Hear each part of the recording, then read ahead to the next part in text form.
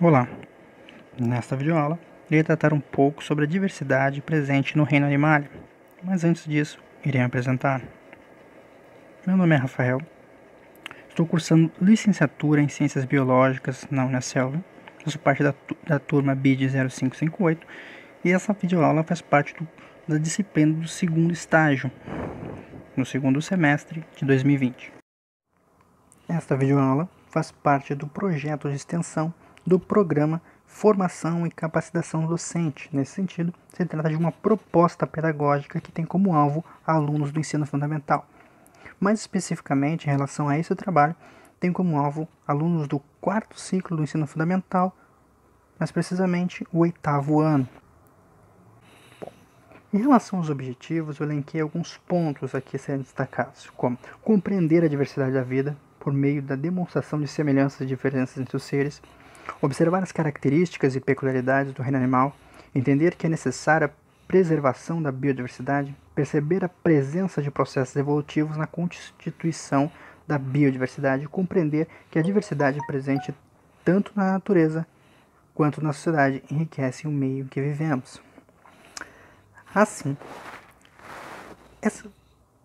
este tema é em si uma ideia que busca motivar os alunos em relação aos estudos, né? Especialmente agora, em período de pandemia, onde os alunos estão afastados das salas de aula, afastados dos colegas, dos professores. A questão da motivação se torna algo fundamental. Assim, eu pensei em um tema que vinha aguçar a sua curiosidade, que vinha atraí-los, né? Vinha chamar a sua atenção para continuar buscando informações, para compreender como a natureza funciona como um todo, a partir dessa demonstração da diversidade. Assim, esse trabalho propõe 5 aulas, nas quais será apresentado um pouco dessa diversidade. Claro que toda a diversidade presente no reino animal não caberia em apenas 5 aulas. No entanto, eu escolhi alguns pontos para apresentar essa diversidade. São eles: sistema respiratório, sistema circulatório, sistema reprodutor, algumas questões relacionadas também ao desenvolvimento. Busca apresentar o reino animal de uma forma geral. Agora, irei apresentar um pouco da ideia presente em cada uma dessas 5 aulas.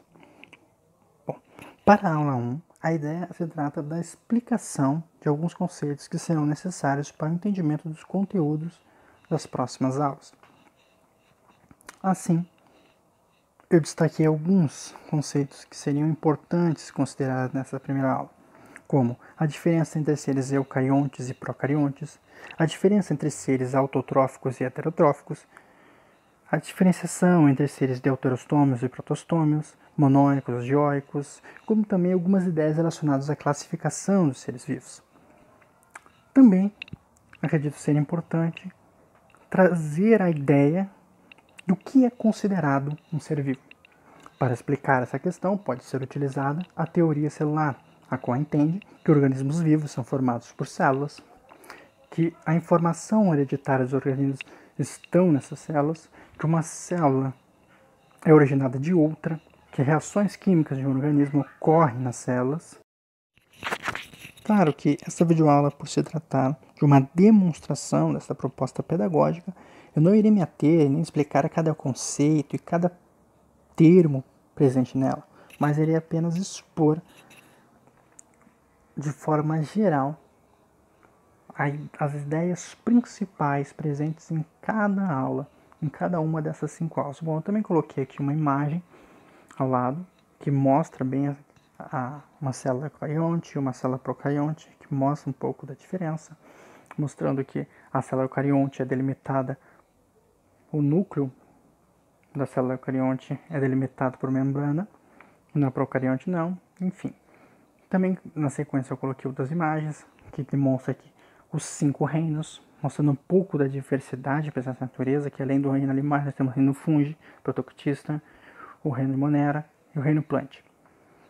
Bom, também coloquei aqui ao lado a demonstração dos táxons, mostrando um pouco de como é feita a classificação dos seres vivos, né? A classificação taxonômica desses, mostrando que nós temos o reino, dentro do reino temos os filos, ou divisão, Temos a classe, ordem, família, gênero e, por fim, a espécie.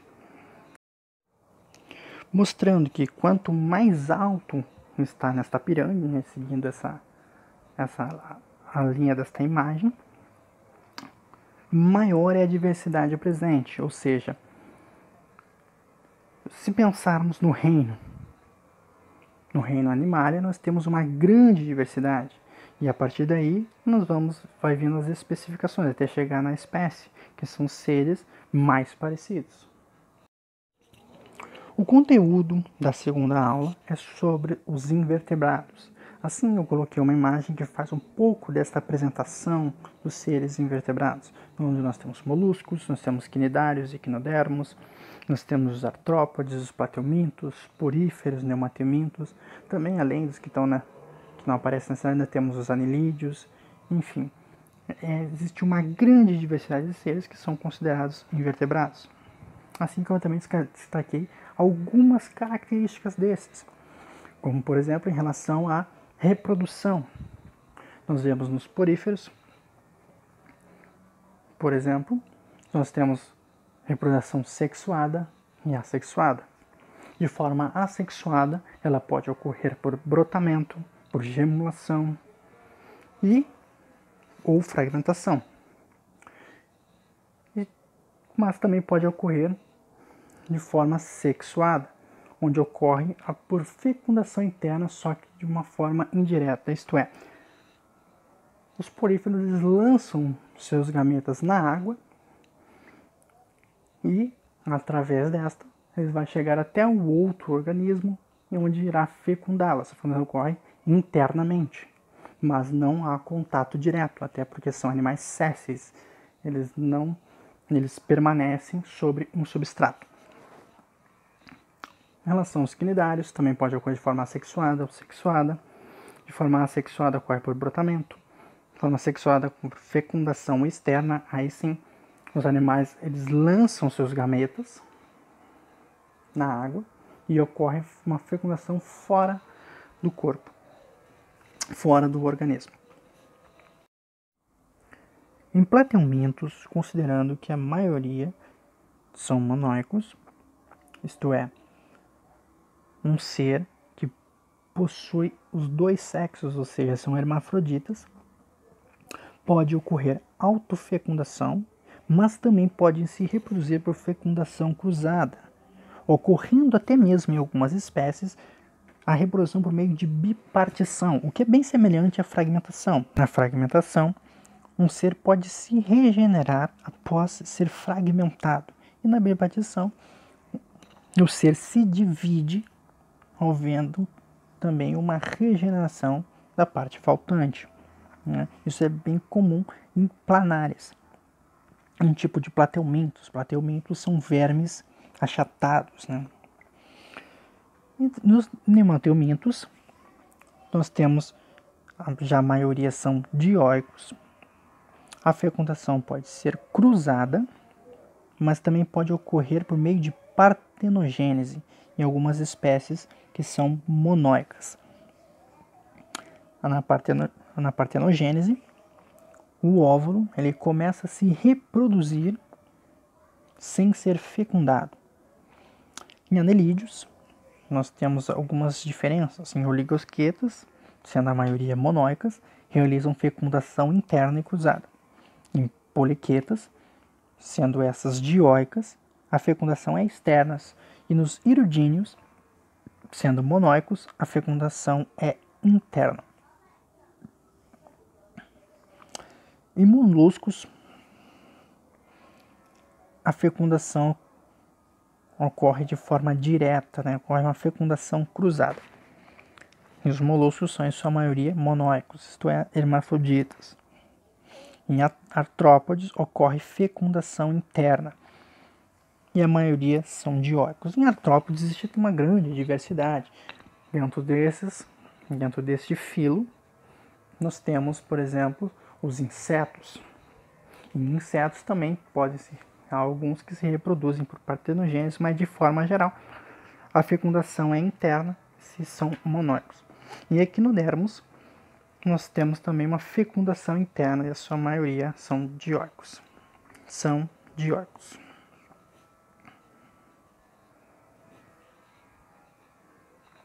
Em relação à respiração, nós temos alguns desses animais que respiram por difusão,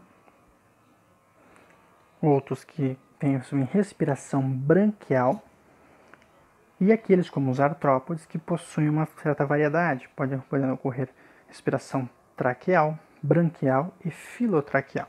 São diferentes estratégias de respiração presentes em animais invertebrados. Na circulação, nós temos alguns como plateumintos, hemateumintos e equinodermos, que também ocorre por difusão.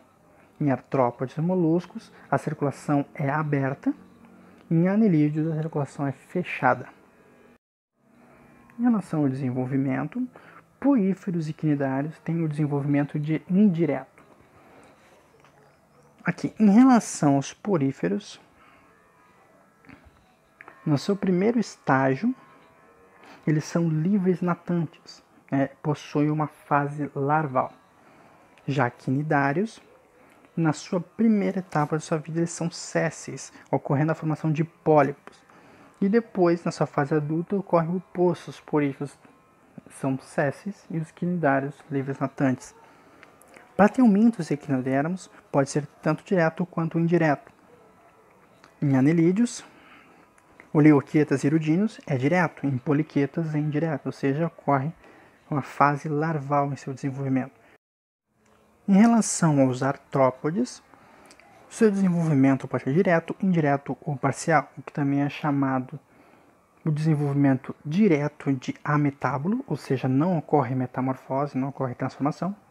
Indireto, onde é chamado de holometábulo, ocorrendo uma metamorfose completa.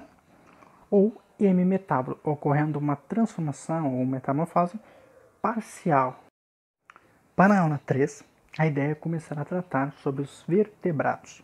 Para isso, eu trouxe algumas características presentes nos cordados, considerando que o subfilo vertebrata, onde estão os vertebrados, ele faz parte do filo dos cordados, o filo cordata. Em relação às características cordados, nós temos a notocorda, fendas faríngeas, tubo nervoso dorsal, endóstilo ou tireoide e a cauda pós-anal. São essas algumas características presentes nos cordados. Em relação às características dos vertebrados, nós temos a coluna vertebral, o desenvolvimento do cânio, um sistema digestório muscular com digestão extracelular e uma circulação fechada. São algumas das características presentes nos vertebrados. Ainda em relação para a aula 3, a ideia é trabalhar peixes e anfíbios. Começamos por peixes. Nós temos aqui a diferenciação de peixes cartilaginosos e peixes ósseos. Em relação aos cartilaginosos, nós temos algumas características, sendo esses dioicos, ocorrendo fecundação interna, são ovovivíparos e a respiração é branquial. Nós temos aqui alguns exemplos de peixes, como o tubarão e a raia. Em relação aos peixes ósseos, a fecundação é externa e a respiração é branquial. Em algumas espécies também ocorre uma respiração pulmonar, uma espécie de respiração pulmonar, a qual ocorre por meio de bexigas de ar. Ou seja, não que seja um pulmão propriamente, mas são uma espécie de bexigas de ar. Mas o fato é que esses peixes eles respiram o ar atmosférico, diferente daqueles que utilizam da respiração branquial, que somente respiram pelo oxigênio dissolvido na água. Esses animais, que são chamados de pulmonados, eles, se não tiverem acesso ao ar atmosférico, eles podem até mesmo morrer afogados. Aqui nós temos do lado direito um peixe respirando o ar atmosférico, e no outro nós temos aqui a demonstração das brânquias, por onde o peixe ele consegue respirar o oxigênio dissolvido na água, quando a água passa por essas brânquias, indo no sentido oposto da circulação desse. Na sequência, nós temos aqui a demonstração do sistema circulatório dos peixes, onde nós temos uma característica interessante, pois em peixes, o coração dos peixes possui apenas duas cavidades, um ventrículo e um átrio ou aurícula. Esse sistema circulatório dos peixes ele é simples, ou seja, o sangue ele passa apenas uma única vez pelo coração. Então, assim, o sangue advindo do organismo, ou seja, sangue rico em gás carbônico, né, sangue venoso, ele passa pelo coração, ele é bombeado até as capilares branquiais, onde ele será oxigenado, né, pelo oxigênio vindo da água, né, onde nessas capilares branquiais eles conseguem remover o oxigênio dissolvido na água, como dito anteriormente, e é por isso também que eu falei que a entrada do oxigênio, né, ou da água no organismo do peixe ela é contra a circulação, porque o coração está bombeando o sangue para os capilares e a água está entrando, trazendo oxigênio, né? Trazendo oxigênio dissolvido nela. Nessas brânquias, o sangue será oxigenado e será enviado para o corpo, onde ele irá realizar as funções dentro do organismo e depois ele retornará para o coração para ser bombeado até as brânquias novamente. Em relação aos anfíbios, eu coloquei aqui alguns exemplos, né? Em relação aos representantes dos anfíbios, nós temos os caudatas, que é onde temos um exemplo a salamandra, que está ali na figura A, um exemplo. Temos os anuros, por exemplo, o sapo, né, onde temos também pererecas, rãs, etc. Temos também a gimnosfiona, onde nós temos a cobra cega. Então, alguns exemplos de anfíbios. Bom, como característica geral, nós temos em relação ao seu habitat e desenvolvimento. O desenvolvimento dos anfíbios ele é indireto, ocorrendo na sua primeira fase da vida, uma fase larval, onde é chamado de girino, o que não ocorre em gimnofionas, sendo nessas o desenvolvimento direto. O ciclo de vida dos anfíbios se inicia na água e depois, quando adultos, eles passam a viver na terra. No entanto, eles jamais poderão se afastar completamente da água, eles têm uma certa dependência da água. Ou seja, os anfíbios representam um intermediário entre seres aquáticos e seres terrestres. Então, eles têm essa característica, eles passam uma etapa da sua vida na água, outra na terra, mas eles então mantêm uma certa dependência da água. Em relação ao sistema respiratório, eles apresentam algumas variedades, podendo haver respiração branquial, pulmonar e cutânea. A respiração branquial normalmente ocorre em girinos. Depois, quando adultos, nós temos respiração pulmonar e cutânea. Eles têm diferentes tipos de respiração simultaneamente. Sistema circulatório. Girinos possuem um coração com duas cavidades e, quando adultos, há 3 cavidades, onde eles irão desenvolver um sistema duplo de circulação, isto é, o sangue ele passa 2 vezes pelo coração, diferentemente do que acontecia em peixes, onde esses possuem um sistema simples, onde o sangue passa apenas uma única vez. Aqui está a demonstração do sistema circulatório desses, onde nós temos 2 átrios, ou aurículas, e um ventrículo. Aí começa o desenvolvimento de um sistema duplo de circulação. Em relação à reprodução, de forma geral são dioicos e ovíparos.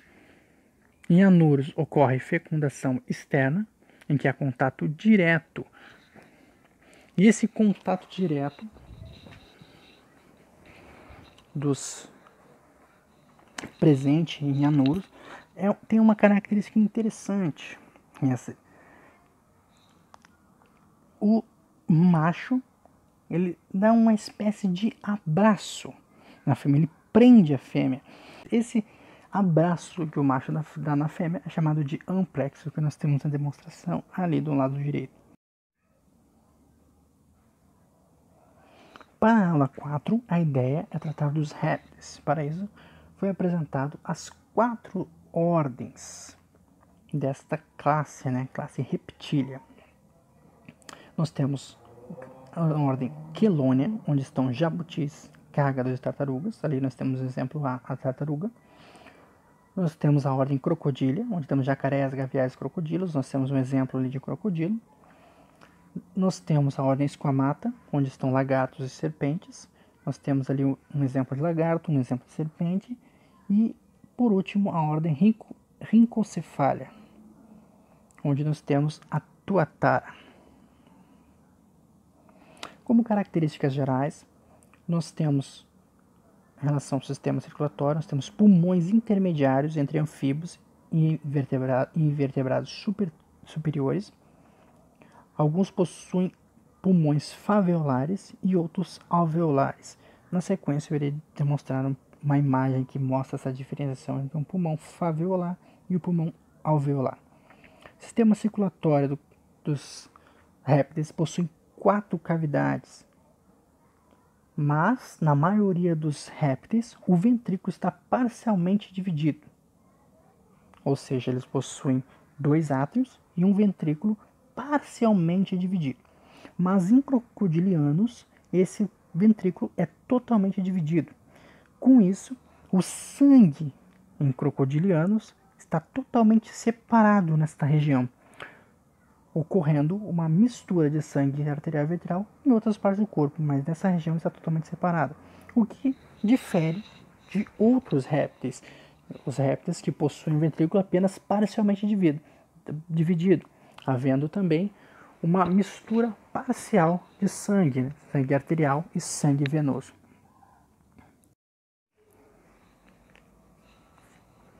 Em relação à reprodução, em sua maioria são ovíparos, mas há alguns que são ovovivíparos e até mesmo aqueles que são vivíparos.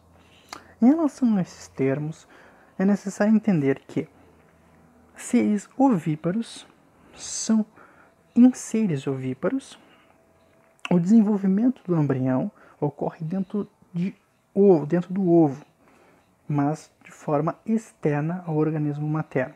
Em seres ovovivíparos, o embrião se desenvolve dentro de um ovo, no entanto, ocorre dentro do organismo da mãe. Em seres vivíparos não ocorre a formação de ovos, né? O desenvolvimento do embrião ele ocorre dentro do corpo materno, sendo alimentado por este. Outra característica interessante de répteis são que em crocodilianos, tartarugas marinhas e até mesmo algumas espécies de lagartos, o sexo dos filhotes é determinado pela temperatura de incubação. Isso é um fato interessante, até mesmo abre espaço para utilizar a biologia como uma ferramenta para que se combata a discriminação, para que se combata preconceitos, né, para que possa, por meio da diversidade presente na natureza, também trabalhar a diversidade e questões de inclusão presentes na sociedade. Nesse sentido, podemos utilizar aqui essa questão onde o sexo dos filhotes são determinados pela temperatura do ambiente. Também pode ser utilizado algumas espécies de peixes, onde ocorre a troca de sexo durante o seu desenvolvimento, durante uma fase da vida, são de um sexo, quando se desenvolvem, eles acabam tendo uma mudança.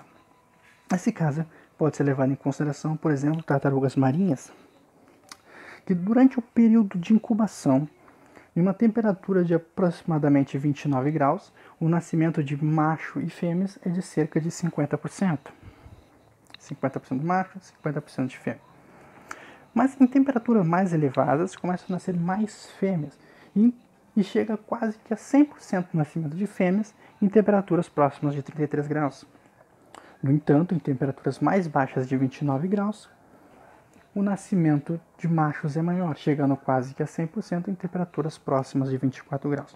Os répteis também representam um marco evolutivo, pois representam o domínio do ambiente terrestre por vertebrados e uma separação entre seres aminiotas e não aminiotas, bem como também o surgimento de ovos com casca.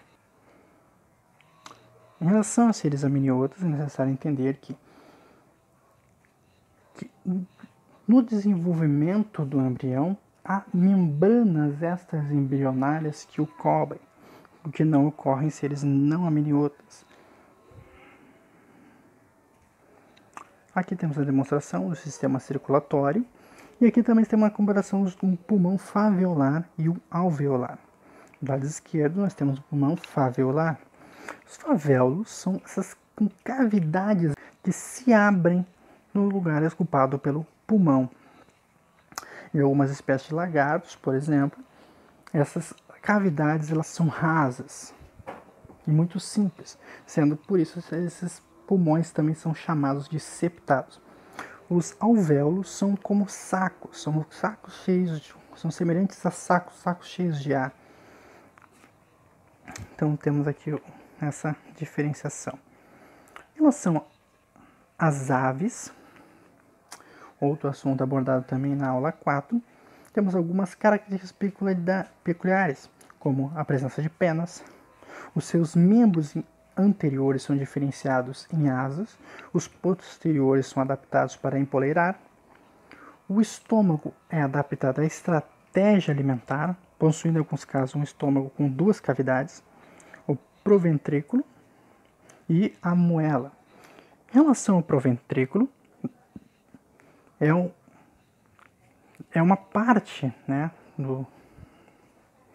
do estômago das aves, em que ocorre uma digestão química, onde temos a liberação de enzimas para fazer a digestão.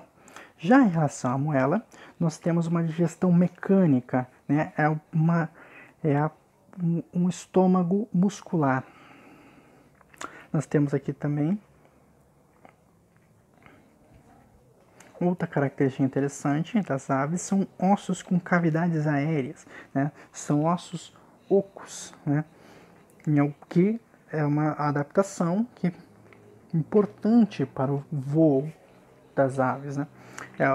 Em relação a esses ossos que se comunicam com os sacos aéreos, né? Com o sistema respiratório das aves, então são também chamados de ossos pneumáticos, né?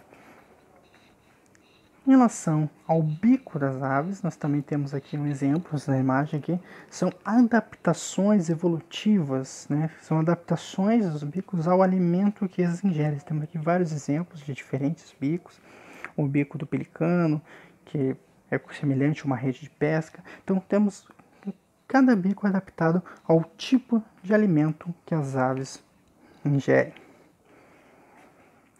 Em relação às características gerais das aves, nós temos aqui em relação aos sistemas respiratório, nós temos a seringe é a estrutura responsável pelo canto das aves, nós temos os sacos aéreos e temos a divisão dos brônquios em parabrônquios e a ramificação desses parabrônquios em capilares aéreos. Diferentemente do que ocorre em mamíferos, onde nós temos aqui a imagem que faz essa comparação.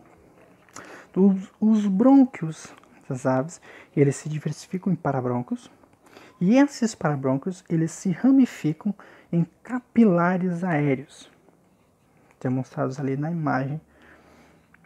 No entanto, em mamíferos nós temos a divisão dos brônquios em bronquíolos, e esses se ramificam em alvéolos, né? É o que ocorre em mamíferos. Temos aqui também o exemplo do sistema circulatório das aves. Em relação a este, o coração delas possui 4 cavidades e o sangue arterial e venoso não se misturam. As hemácias das aves, assim como os outros animais também anteriores citados, eles são nucleadas, diferente do que ocorre em mamíferos, que as hemácias são anucleadas. Em relação à reprodução, são dioicas, ovíparas, e a fecundação é interna. Para a aula 5, o assunto são os mamíferos. Um dos assuntos, né, da aula 5 são os mamíferos. Para isso aqui, uma breve apresentação dos mamíferos. Nós temos os mamíferos monotremados, onde nós temos o ornitorrinco, os metatérios, onde nós temos os marsupiais, um exemplo, o canguru, e os eutérios, esses são conhecidos como placentários. No entanto, essa denominação de placentário não está correta, pois os marsupiais também possuem placenta. No entanto, são os que são conhecidos como placentários, os mamíferos eutérios. Um exemplo são chimpanzé. Características gerais dos mamíferos: nós temos o sistema respiratório, onde temos pulmões alveolares, onde nós temos um exemplo, né, dos pulmões de mamíferos. Em muitos casos, os pulmões dos mamíferos são divididos em lobos, sendo 2 lobos no lado esquerdo e 3 no lado direito. Sistema circulatório: seu coração possui 4 cavidades e hemácias anucleadas. Monotremados possuem um sino venoso, com uma câmara distinta, e os metatérios e eutérios possuem o nódo sinoatrial. O nódo sinoatrial é conhecido também como marcapasso do coração, né? O que é diferente de monotremados, que possuem uma câmara, uma espécie de câmara distinta, que é chamada de sino venoso. Em relação à reprodução, a reprodução dos mamíferos ocorre de forma interna. Monotremados, também uma questão interessante, que monotremados colocam ovos e não possuem mamilos, diferentemente do que ocorre em outros mamíferos, sendo que o leite desses escorre através dos pelos para ser ingerido pelos filhotes. Também outra questão interessante, em relação que faz parte da reprodução de mamíferos, é que muitos mamíferos possuem um osso peniano chamado báculo. Agora, para finalizar, algo que também é interessante entender em relação aos animais, o que também já dá um certo preparo para o conteúdo que será visto no ensino médio pelos alunos, é a respeito do processo evolutivo. Demonstrando aqui, por exemplo, que um ponto a ser destacado, a relação evolutiva entre equinodermos e cordados. Diferentemente dos demais invertebrados, os equinodermos são deuterostômios, ou seja, em seu desenvolvimento embrionário ocorre primeiro a formação do ânus, para depois ocorrer a formação da boca, diferente de outros invertebrados, onde são protostômios, ocorrendo primeiro a formação da boca. Outro fato a ser elencado é que os hemicordados, que são considerados irmãos dos cordados, são animais que têm grande potencial para estabelecer uma conexão evolutiva entre cordados e os equinodermos. Os hemicordados são deuterostômios e também possuem fendas faríngeas. Temos ali uma demonstração do lado esquerdo de uma estrela do mar, que é um equinodermo, e temos do lado direito uma estrutura de um hemicordado. Também, agora nós temos ali um pouco dessa relação evolutiva demonstrada entre equinodermos, protocordados e vertebrados. Onde nós temos ali o filo Equinodermata, onde já possui deuterostomia. Depois nós vamos ver o desenvolvimento de metameria, o desenvolvimento da notocorda, do tubo nervoso dorsal, fendas faríngea, cauda pós-anal, isso tudo já nos urocordatas, que são, juntamente com cefalocordata, são conhecidos como protocordados, ou os primeiros cordados. Depois do urocordata, nós temos o desenvolvimento de notocorda desde a região anterior até a posterior, característica já presente em cefalocordata. Por fim, nós temos o desenvolvimento de crânio e encéfalo, onde nós temos o qual está presente nos vertebrados. São um pouco da evolução desses seres, né? Desde o equinodermata, passando por protocordados, como o urocordata e cefalocordata, até chegar nos vertebrados. Do outro lado, nós temos a relação evolutiva entre ambulacrária e os cordatas. Como ambulacrária, nós temos o filo equinodermata e temos também o hemicordata.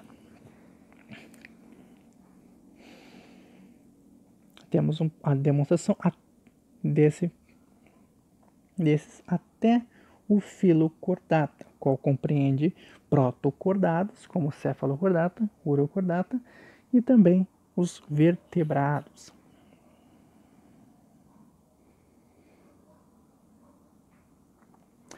Para finalizar, é interessante revermos algumas questões discutidas durante essa videoaula, como algumas comparações. Para não prolongar muito, somente eu vou meter aqui a comparação dos sistemas circulatórios e respeito das estratégias reprodutivas. Vemos aqui do lado esquerdo o sistema circulatório de peixes, com duas cavidades, um ventrículo e um átrio. Depois nós temos o sistema circulatório de anfíbios, é um anfíbio adulto com 3 cavidades, onde temos 2 átrios e um ventrículo. Depois temos os répteis, onde nós temos 2 átrios e 2 ventrículos. No entanto, em sua maioria, o ventrículo é parcialmente dividido, não é totalmente dividido, exceto em crocodilianos, nos quais ele é totalmente dividido. E depois nós temos o sistema circulatório de aves e mamíferos, onde temos 2 átrios e 2 ventrículos, os quais são totalmente divididos, e não há mistura sanguínea, não há mistura de sangue arterial e venoso, diferente do que ocorre nos anteriores. Em relação às estratégias reprodutivas discutidas nesta videoaula, nós temos a gemulação, brotamento, fragmentação, bipartição, autofecundação, fecundação externa, fecundação interna indireta, como aquela que vemos em poríferos, fecundação interna de forma direta, né, onde há cruzamento. Então são diferentes estratégias obtidas. Temos gemulação e brotamento. Gemulação e brotamento nós temos em poríferos, brotamento nós temos em cnidários. E por fim, bom, para finalizar, eu coloquei aqui as referências, primeiramente as referências em relação às imagens, não coloquei juntamente das imagens por uma questão estética. Temos aqui as referências em relação às imagens. Por fim, as referências em relação aos conteúdos. Muito obrigado.